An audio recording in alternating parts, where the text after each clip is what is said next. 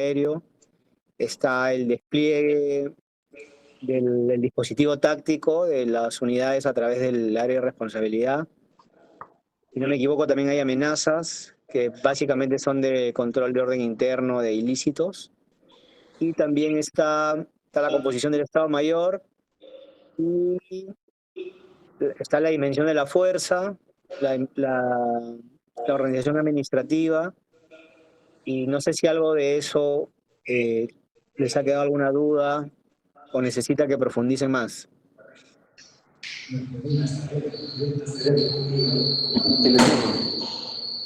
No le di. Señor Almirante, buenas tardes. Javier Privaja lo saluda. Sí, baja, ¿qué tal? Un gusto. Señor Almirante, mi duda más que todo ahí referente a una pregunta que también nos ha dejado es referente a las tareas que realiza el comando de Ucayali. Claro. Las tareas específicas más que todo que hace. Ya, mira, vamos por los conceptos, ¿ya?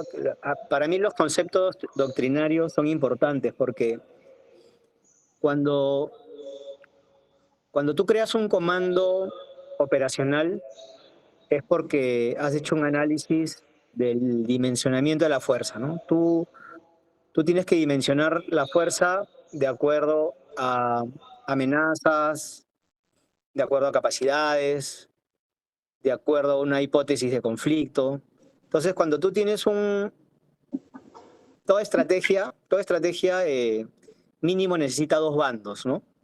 El bando de nosotros, las Fuerzas Armadas Peruanas, y el otro bando. Entonces, cuando se hace la creación de los comandos operacionales, y ustedes van a ver en el mapa del Perú, no es una organización operativa, en verdad es una organización administrativa.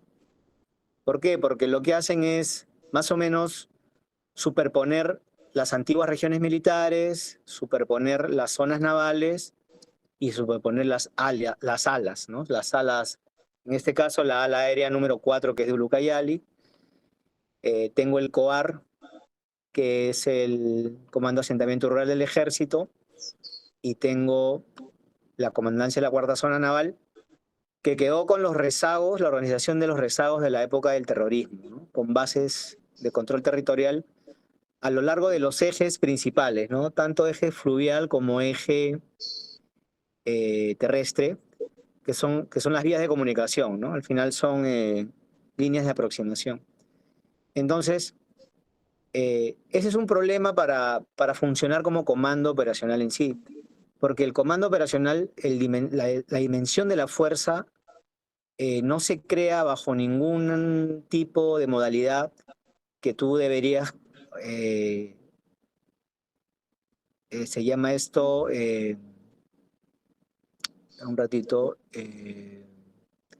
no es dimensionar, hay otro, el dimensionamiento y el diseño de la fuerza, ¿no? La palabra correcta es el diseño de la fuerza. El diseño de la fuerza del Comando Operacional Ucayali no se basa en ninguna amenaza, en ninguna hipótesis de conflicto, no se basa en capacidades, porque nos encontramos en el Comando Operacional Ucayali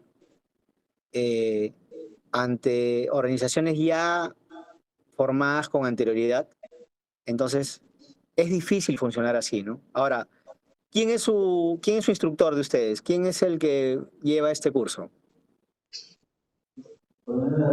Coronel Alarcón. Coronel Alarcón, señor.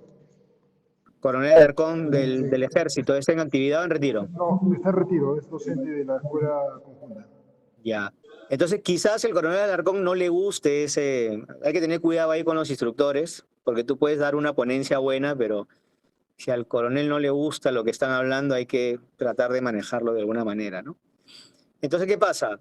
Yo llego al COU, tengo un comando de asentamiento rural que su misión principal es el desarrollo de fronteras, para lo cual tiene tres UMARes, ¿no? La UMAR Cantagallo, la UMAR de Breu y la UMAR de Purús. A mí, esa organización, ese componente terrestre, ¿me sirve a mí para mis objetivos operativos? No, Porque yo cuando llego acá al Comando Personal Ucayali, o cualquiera que llegue acá al COU, te vas a dar cuenta que acá las amenazas básicamente son los ilícitos, ¿no? Narcotráfico, tala ilegal, minería ilegal, y los crímenes asociados a esos ilícitos, ¿no? Tráfico de armas, trata de personas, extorsión, sicariato. Y es una organización transnacional, porque tienes tú delincuentes influencia del cártel, de carteles colombianos, de cárteles mexicanos, y sobre todo en la frontera con Brasil tienes la influencia del Comando Vermelho. Entonces, nuestra amenaza no es una amenaza convencional, no es una amenaza interestatal, es una amenaza de crimen transnacional, que afecta a la soberanía y la integridad territorial, sí, por eso es una amenaza para nosotros. No es solo una misión policial, eh, sobrepasa las capacidades de la policía, pero lamentablemente también sobrepasa nuestras capacidades, porque el diseño del COU no está alineado con las amenazas. Entonces, tenemos un componente terrestre que, que tiene 3 sumares, que no tienen maquinaria, no tienen medios ni capacidades para hacer la misión que deberían hacer, que es el desarrollo de fronteras. Entonces, en ese punto tenemos un punto débil. Segundo punto débil, llega el COU, el Comando Operacional Ucayali, y ve al componente aéreo, el ala número 4, sin ninguna aeronave, no tiene ninguna aeronave, ni siquiera una avioneta, nada, nada. Entonces, súper limitados con la proyección de la fuerza, ¿no? Tú necesitas proyectar la fuerza desde tus bases en la ciudad hacia la frontera, hacia las zonas alejadas donde están los ilícitos, y no tienes ni un helicóptero, no tienes avionetas, no tienes aviones. Lo que tenemos son apoyos de aviones de transporte una vez al mes para sostener a las sumares, que no están cumpliendo su función. Entonces, sostienes a una fuerza que no está cumpliendo con su misión. Es el segundo problema, ¿no? Y el tercer problema, el componente naval tiene un batallón. El componente naval necesita proyectarse, no tiene medios de proyección, no tiene una cañonera para hacer proyecciones, operaciones de largo alcance, operaciones de profundidad, tanto en tiempo como en terreno. No tiene una cañonera para hacer eso. No tiene helicópteros tampoco, el componente aéreo tampoco. Entonces, te encuentras en una situación casi de incumplimiento de tus funciones, ¿no? O sea, sí cumplimos las funciones en el límite de lo posible, pero no es lo ideal. Entonces, hemos hecho las cosas al revés. Hemos creado la doctrina americana, porque esa es la doctrina americana. Los comandos operacionales se crean con una misión, ¿no? El comando operacional del Asia-Pacífico, el África-CON, el SOCON, el de Europa. Todos tienen una misión y tienen un diseño de la fuerza en base a las amenazas de esas regiones. Nosotros adaptamos esa realidad en el año 2003, la adaptamos a nuestra realidad, pero salió muy administrativo. Es tan administrativo la organización del Comando Conjunto que hoy en día el Comando Conjunto se ha convertido en una institución más. Entonces, al Comando Conjunto tenemos que reportarle parte personal, parte de marinería, inspectoría, SINAGER, PREVAC. Y se ha vuelto otro ente burocrático, cuando el Comando Conjunto lo que debería hacer, en lo ideal, es simplemente planificar y ejecutar operaciones. Entonces, no, se ha vuelto una institución más a quien rendirle cuentas. Entonces, yo creo que ahí hemos perdido un poco el rumbo, ¿no? ¿Y esto qué merece? Merece un rediseño de la fuerza. Merece que en cada comando operacional se detecte la amenaza y se redistribuya la fuerza, se rediseñe para que la fuerza pueda combatir la amenaza, ¿no? Entonces, hoy en día, básicamente, ¿a qué nos dedicamos? A la minería ilegal, que en la exposición está, que está en la región de Puerto Inca, en Huánuco, todo el río Pachitea, el río Villapichis, y ahí encontramos lo que hay en Madre de Dios, pero en menor proporción, ¿no? Que son las dragas que succionan el suelo del río, el lecho del río, y las máquinas, estas retroexcavadoras que destrozan todo el paisaje en la ribera del río. Ahí hay dos tipos de ilícitos fuertes, ¿no? La minería aluvial, que es con máquinas, y la minería fluvial, que es con dragas. Pero también en Puerto Inca tenemos la zona de Honoria, de Posuso, de Codo de Posuso, que está llena de narcotráfico. ¿Quién tiene la la función constitucional de luchar contra el narcotráfico? Es la policía, ¿no?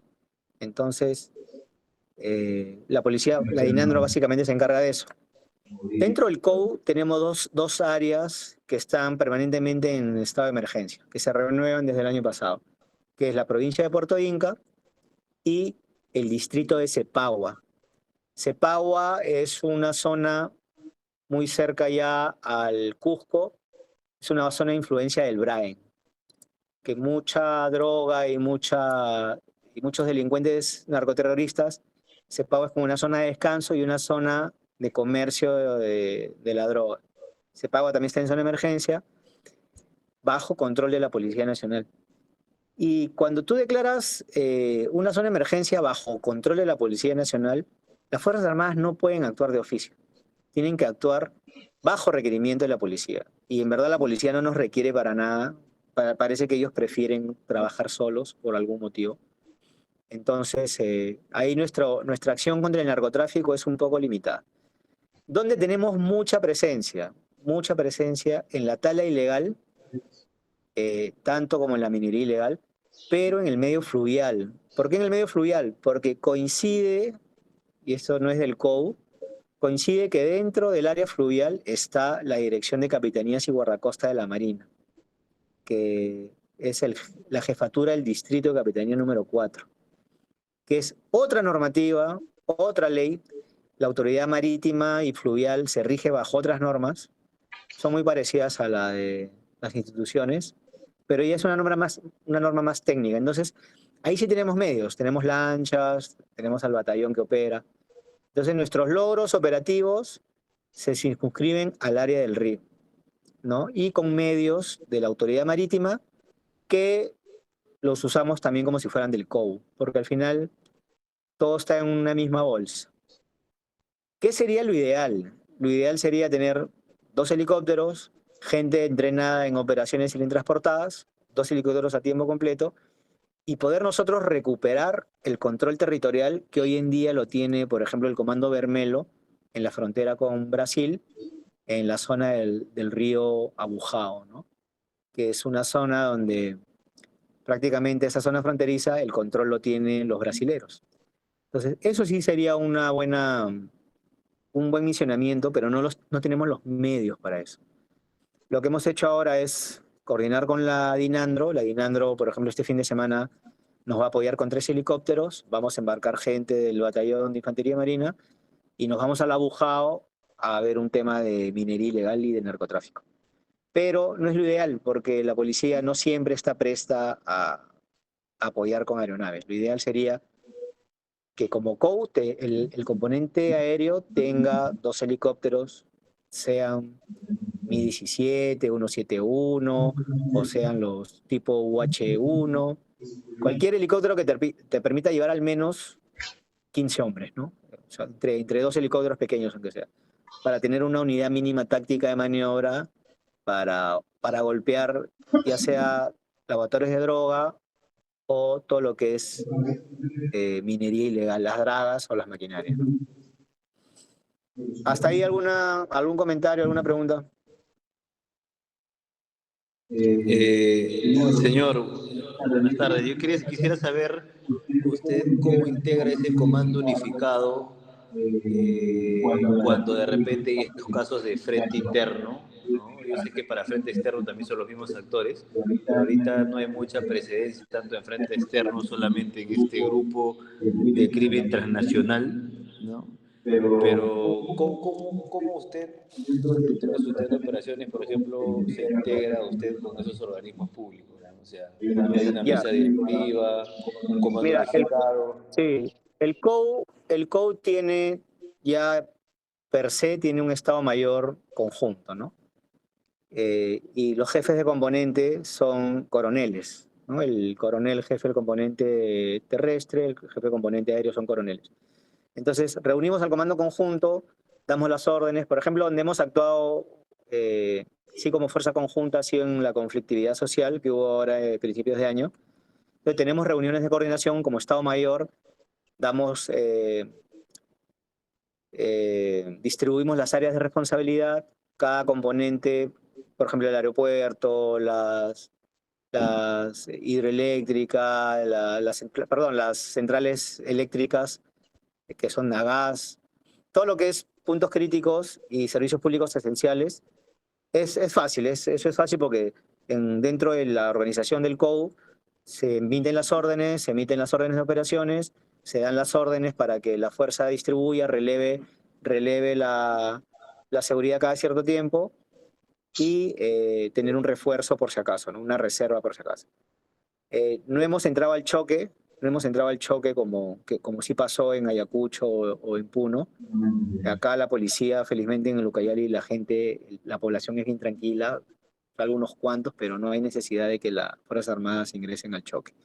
No hemos tenido esa necesidad. Si lo hubiera habido, hubiera sido similar, ¿no?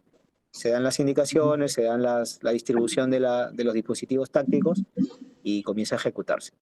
En el caso de la policía, ya en operaciones unificadas o operaciones integradas con la policía, igual es un trato directo con el general de la macrorregión Ucayali.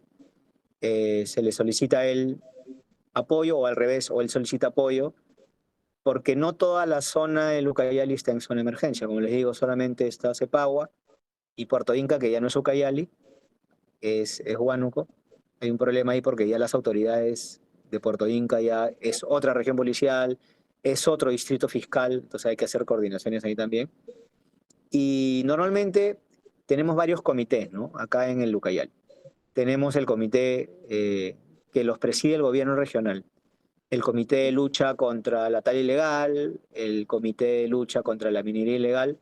Entonces son plataformas que te permiten contactar, hacer coordinaciones iniciales y después de eso todas las coordinaciones son por oficio, ¿no? Por ejemplo, a la fiscalía se le llama por teléfono, pero se regulariza con un oficio pidiendo fiscales para la intervención en tal y tal punto. Porque en todos los ilícitos siempre debe haber fiscalía. También es ideal que en todos los ilícitos haya también policía. Entonces se emiten los oficios, las coordinaciones verbales. Primero verbal por el tema de infidencia, que no se filtre la información. Y después se regulariza con un documento. Con las autoridades ya de los ministerios, porque los ministerios también tienen organismos que se encargan de luchar contra ilícitos. Por ejemplo, en el caso del Ministerio de Agricultura, el Servicio Nacional de Protección de Parques, el mismo INRENA. Ellos tienen también unas unidades fiscalizadoras que también coordinamos con ellos en estas plataformas y a través de oficios, ¿no? Entonces más se convoca, se coordina y se ejecuta, ¿no? Tenemos tema de minería ilegal. Ahora con la descentralización, el gobierno regional tiene bastantes competencias que antes no tenía, ¿no? Por ejemplo, en el tema de la tala ilegal está la Gerencia de Desarrollo Forestal, que tiene una parte que es de fiscalización, está la Gerencia de todo lo que es minería, que también tiene una parte de fiscalización. ¿Por qué? Porque hay algo importante acá. Todos estos ilícitos tienen una cadena de valor, ¿no? Y todas las cadenas de valor comienzan por el ordenamiento territorial. Las concesiones que dan los ministerios, las concesiones que dan los gobiernos regionales. A veces hay mucha corrupción y esas concesiones se dan a cualquiera y no se respetan la explotación de madera, no se respeta la explotación minera, se usan, a veces se pasan a las reservas naturales, no explotan en las concesiones que se les dan, o terminan de explotar la concesión y siguen explotando más allá, que ya afecta a las reservas naturales. Entonces, esa cadena de valores es muy grande, ¿no? Y las Fuerzas Armadas solo participan en una parte de la cadena, que es el transporte. Sea el transporte de insumos químicos fiscalizados o el transporte del producto final. Llámele droga, llámele madera, llámale el tema del oro, todo lo que es el mercurio. Entonces, nosotros solamente vemos un punto de toda la cadena de valor de los ilícitos, que es el transporte. pero hay otras entidades que ya tienen que entrar también a ver las concesiones, la fiscalización de las concesiones, el- la explotación misma en el lugar. Entonces, es un tema bien complejo que amerita una articulación grande con varios actores, ¿no? Toda esa articulación en un principio parece complicada, pero después se vuelve mecánica, ¿no? Porque tú ya conoces quién es el fiscal, ya conoces quién es el del INRENA, el del CERNAM, los gerentes de desarrollo del gobierno regional. Entonces ya son coordinaciones más automáticas y se regularizan con oficio. Entonces creas todo un sistema de articulación y coordinación para cada operativo que hay, ¿no? Porque entra la SUNAT, la policía, la Fiscalía de Medio Ambiente, la Fiscalía contra el delito no sé qué cosa, y entonces tú comienzas a convocar personas. Mientras más convoques, mejor, ¿no? Entonces, básicamente, ese es el tema de la articulación con otros organismos que no son Fuerzas Armadas o Fuerzas Policiales. ¿Hasta ahí algo? Señor, y cuando en este caso yo sé que de alguna manera va a haber luego de repente en el frente externo, en esas coordinaciones que obviamente son con los mismos actores, de igual manera, porque usted me comentó que en el frente interno el que lo preside es el gobernador regional. Y si se diera en el frente externo, obviamente con autorización del Comando Conjunto de las Fuerzas Armadas lo presidiría usted. ¿O Ya, cómo mira, lo tiene previsto? lo que preside el gobernador son las comisiones intersectoriales, ¿no? Las comisiones regionales, que es donde uno escucha a todas las partes y cada parte expone la dificultad que tienen para cumplir con su función pública, ¿no? Entonces, él lo preside todo, pero al momento de la operación en sí, eh, la operación siempre tiene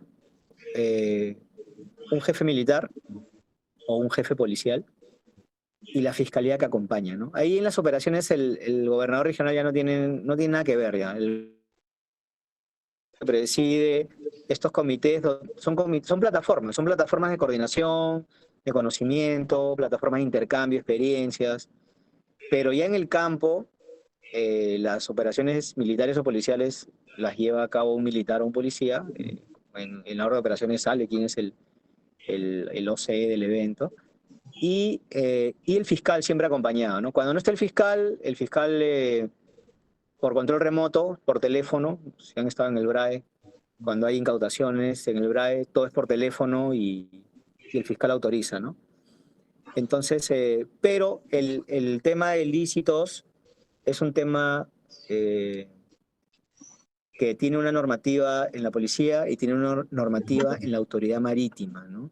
Nosotros, si solamente existiera acá el batallón de infantería marina, sería muy difícil que el batallón opere sin la presencia de guardacostas, ¿no? Lo que nos dan a nosotros la sombría legal para operar en los ríos, en verdad es la autoridad marítima, que son los guardacostas. Pero no quita que en esas lanchas se dote con personal del batallón de infantería marina, ¿no? Que es el caso del COU, ¿no? Porque Ejército no tiene infantería acá, tiene un batallón, tiene el comando que es ingeniero, ¿no? Ingeniería. Sí. Y el tema del frente externo, nosotros tenemos, nuestra frontera es con Brasil, más de 2.000 kilómetros de frontera.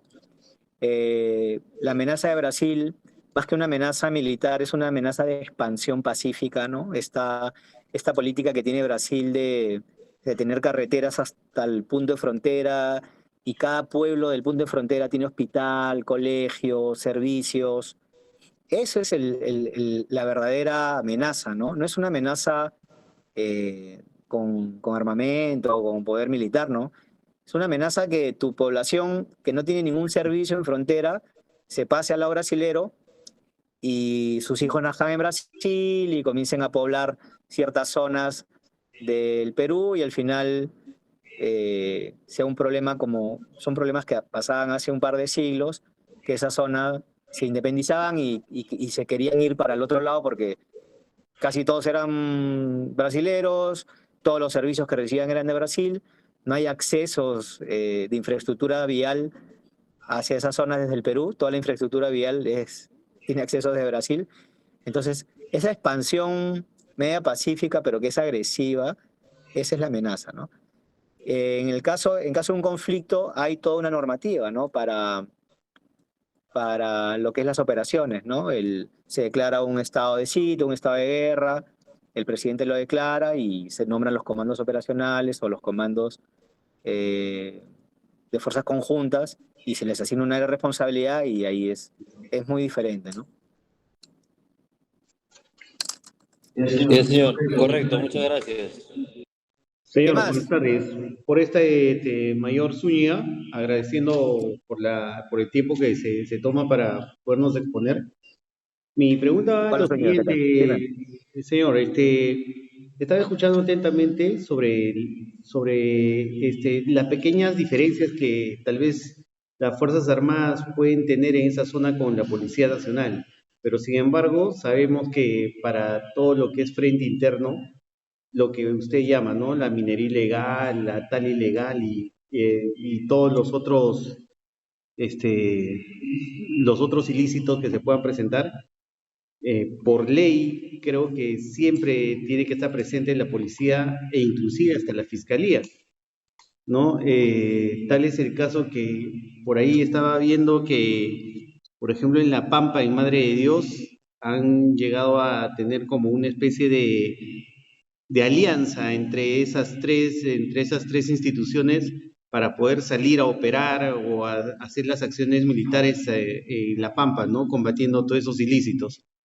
Mi pregunta va en ese punto, ¿no? Tal vez en la zona donde usted tiene a cargo han llegado a tener algún tipo de conversación, algún tipo de reunión con esas instituciones que sí son de alguna manera importantes, ¿no? En todas estas funciones del orden interno, del frente interno, mejor dicho. Claro, sí, o sea, nosotros sabemos de chiquitos que todo lo que es ilícitos es Policía Nacional.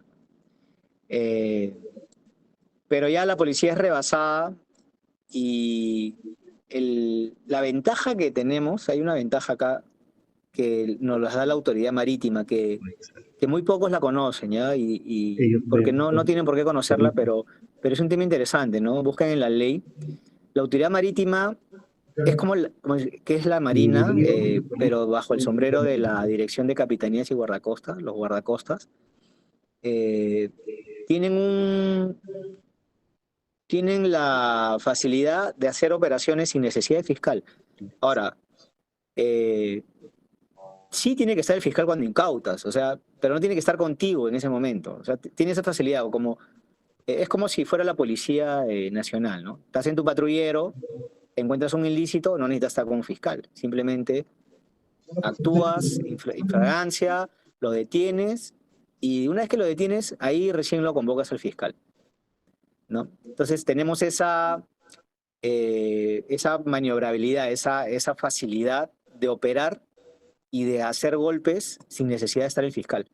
Muchas veces ha pasado que estamos navegando por el Pachitea, vemos un par de dragas, se incauta, se detienen las personas, se incauta las dragas, se le informa al fiscal. Fiscal, hemos tenido acá ya autorización para volarla, y el pata por teléfono, autorizado, ¿no? Entonces, no siempre tenemos que estar acompañado de un fiscal. Lo ideal es que sí, lo ideal es que sí, pero no se darían abasto. Imagínate todos los operativos pequeños que hacemos, no habría abasto, ¿no?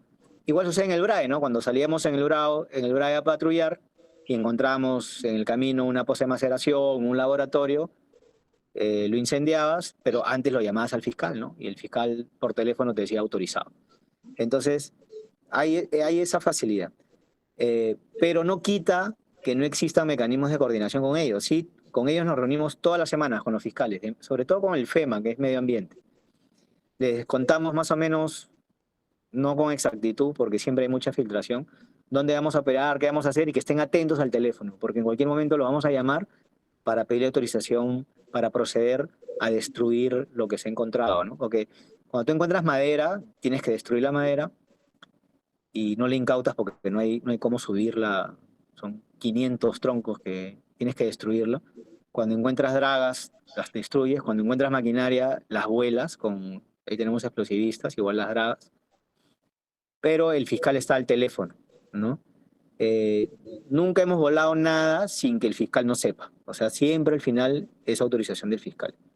La policía Tenemos una patrulla de 20, basta que un policía nos acompañe y el ámbito del río se puede ampliar hasta la tierra. Entonces usamos al policía para poder bajar de la lancha y continuar operaciones en tierra, ¿no? Porque la autoridad marítima solo se le permite operar en el río, no se le permite operar en la ribera, en tierra. Entonces subimos a un policía en la lancha y ese policía nos da la carta verde para nosotros, la luz verde, para poder comenzar a operar en tierra. Entonces sí existen esas coordinaciones permanentes, tanto con la fiscalía como con la policía. Ahora, el tema acá es territorial, ¿no? O sea, nosotros, si tú te das cuenta, en todo el Perú, el tema es disputa del territorio. Tienes grupos ilícitos aliados con grupos radicales, aliados con gobiernos locales corruptos, que lo que quieren es controlar el territorio. ¿Para qué? Para explotar el oro, la droga, la madera y todo lo que se puede explotar. Entonces estamos en disputa, es la disputa del territorio, el Estado contra los ilícitos, ¿no? Y a pesar que son diferentes actores, el objetivo es común. Ellos necesitan apoderarse del territorio. Entonces el centro de gravedad de este conflicto es la población, porque una vez que ellos captan a la población y hacen que la población trabaje para ellos, es bien difícil desvincular a la población del conflicto. Entonces ya no es un conflicto de ilícitos, se convierte en un conflicto social, que es lo que pasa en el Braen, ¿no? La narcoeconomía del Braen sostiene a 300.000 familias.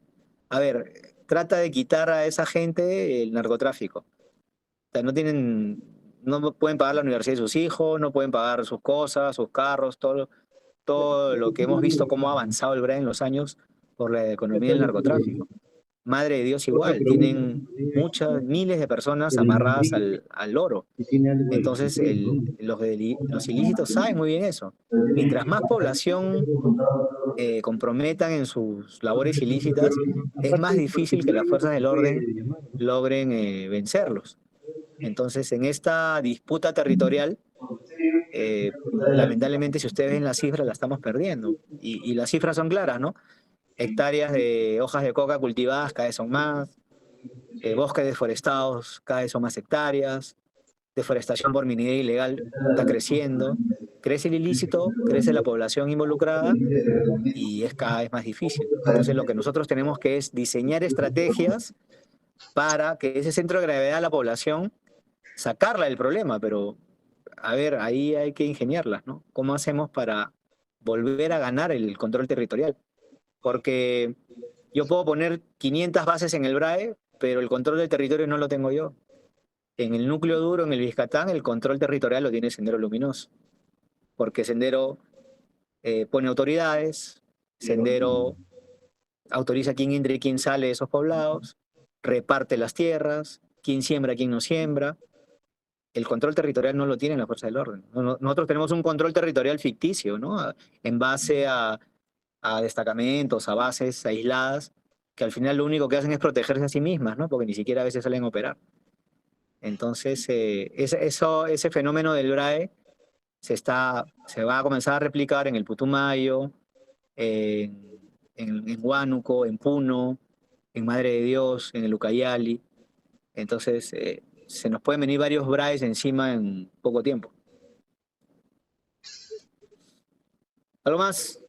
Sí, señor, muy interesante lo que usted nos comenta respecto a la situación. Le saluda el mayor de Ejército del Perú, Mamani Yupanqui. Quería ¿Qué tal? hacerle una pregunta respecto al Estado Mayor que usted comanda, la forma como está organizado ahorita y si este pudiera migrar a lo que es la doctrina americana, que son las células funcionales. ¿Usted cree que sería favorable esto? ¿Sería beneficioso para obviamente para obtener mejor resultado, para tener una mejor eficiencia, eficacia en su trabajo? Ya, mira, no estoy familiarizado con esa doctrina. Lo que yo te digo es que mientras no tengamos medios que nos den capacidades conjuntas, todo es administrativo. Mientras no tengamos aeronaves, no tengamos medios de proyección, de sostenimiento, todo es administrativo, ¿no? Entonces, ahorita el Estado Mayor como está, me pidieron si yo quería más oficiales para ampliar el Estado Mayor, le dije que no, con lo que tenía era suficiente, porque en verdad no estamos realizando operaciones conjuntas. O sea, siendo sincero, poniéndonos una mano en el pecho, no estamos realizando operaciones conjuntas. Para realizar operaciones conjuntas necesitaríamos aeronaves y necesitaríamos, por ejemplo, personal, unidades del ejército con capacidades para operar como infantería de selva, ¿no? No como ingenieros, ¿no? Entonces, el rediseño de la fuerza que necesitamos tiene que ser un rediseño alineado con las necesidades operacionales, ¿no? Entonces, cuando nosotros tengamos esos medios y cuando se nos permita rediseñar la fuerza, acá en el COU, sí ya podríamos tentar a diferentes tipos de modalidades para comandar la fuerza, ¿no? Y para el asesoramiento y todo eso, ¿no? Ya. Ok, muchas gracias, señor. Yo voy a preguntar. Señor, buenas tardes. Buenas tardes. Mi Mi saludo saludo al mayor fiscal del Perú, Espinosa Lupuchi Félix. ¿Qué tal? Señor, dos preguntas. Se sabe que el COU tiene su ámbito de responsabilidad trabajando. Y los componentes que están bajo su comando, componente terrestre, naval y aéreo, ellos específicamente trabajan en una subzona de seguridad nacional específicamente o en cualquier zona pueden actuar ellos, sus componentes. Y la otra pregunta es, habiendo tantos ilícitos, me imagino que sí, no es necesario que existiera un componente de policía, de la Policía Nacional que esté bajo su comando, ¿no? Sí, solo actuamos dentro del área de responsabilidad, ¿no? Yo como Marina tengo un área de responsabilidad que es más grande que la del COU, ¿no? El COU es un área que solamente abarca la región Ucayali, que es la subzona de seguridad 5, me parece, no manejamos mucho, no trabajamos mucho en esos términos de subzona de seguridad. Y como jefe del distrito de capitanía, tengo una zona de responsabilidad diferente también. O sea, yo tengo acá varios sombreros, ¿ya? Tengo el sombrero del comandante de la cuarta zona naval, que es institucional de Marina. Tengo el sombrero del jefe de distrito de capitanía de guardacosta. Tengo el sombrero del comandante operacional de Ucayali. Tengo el sombrero del jefe del sistema de fronteras y también como jefe de la zona de subzona de seguridad. Entonces, desde ahí se desalinean las cosas, ¿no? Porque son áreas de responsabilidades que son diferentes. Y de acuerdo a las operaciones, abarcamos las áreas de responsabilidad que nos corresponden. Y preferimos administrarlas así, ¿no?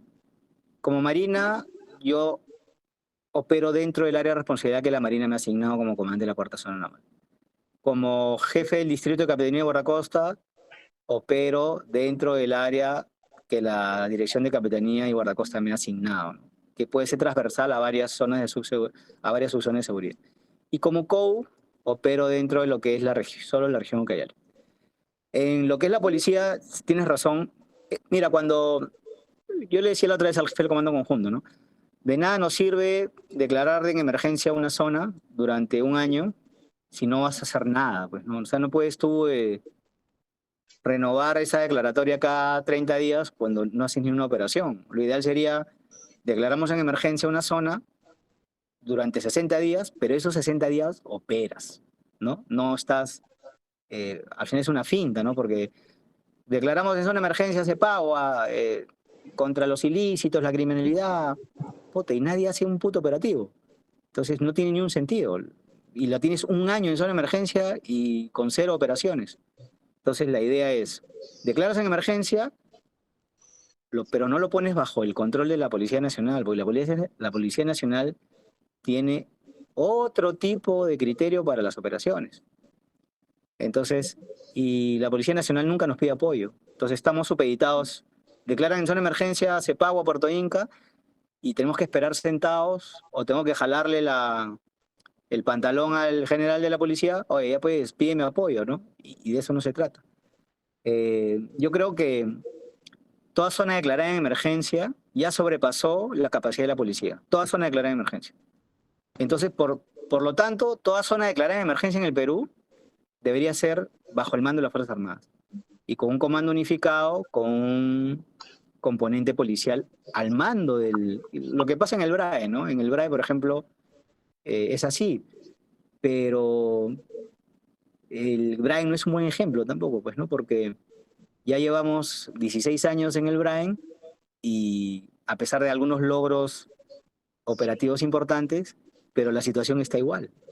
Entonces, pero así debería operarse, ¿no? Pero de una forma quizás más eficiente o más enérgica o con mayores potestades. ¿Para qué? Para lograr el control territorial, ¿no? Para quitarle el control territorial al enemigo. En eso debería basarse nuestra estrategia, ¿no?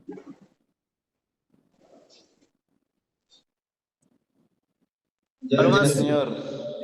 Más bien le agradecemos, señor, por su tiempo, su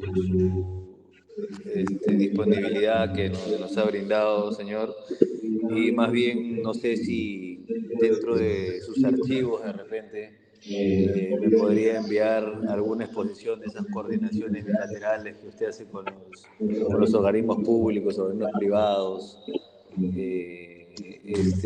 tanto en frente interno, frente externo, ¿no? Para Ya, poder yo nosotros... veo que les preocupa mucho ese tema, ¿no? No tengo ni una exposición sobre eso, tendría que prepararla, pero lo que ustedes tienen que hacer es leer las leyes que hay para ese tipo de coordinaciones, ¿no? Sobre todo en temas ilícitos, la ley de defensa nacional, la ley de cada institución, siempre dicen, ¿no? Se efectuarán coordinaciones con tal, ¿no? Y en base a eso, nosotros actuamos, ¿no? No hemos hecho ninguna presentación de ese tipo porque ustedes que ya son mayores, seguro de capitanes, de tenientes, han estado en provincia y saben que las coordinaciones son prácticamente verbales y se regularizan con documentos, ¿no? Pero cada una de esas coordinaciones tiene un marco legal que la sostiene, pues, ¿no? O sea, estás obligado a eso, ¿no? Estás obligado a avisar al fiscal, estás obligado a avisar a la policía. Entonces, no tengo una presentación que yo te pueda facilitar, la podría mandar preparar, pero yo mañana estoy viajando a Lima temprano. No sé cuándo, si ustedes tienen tiempo de más para este tema, pero ahorita no tengo nada para ofrecerte. Ya, señor, no se preocupe, cualquier cosita o duda que tengamos lo vamos a llamar, señor. Ok, listo. Ya, señor, muchas gracias. Un fuerte abrazo. Gracias a ustedes. Ahí Gracias, estamos en señor. Muy contacto. amable. Hasta luego. Gracias.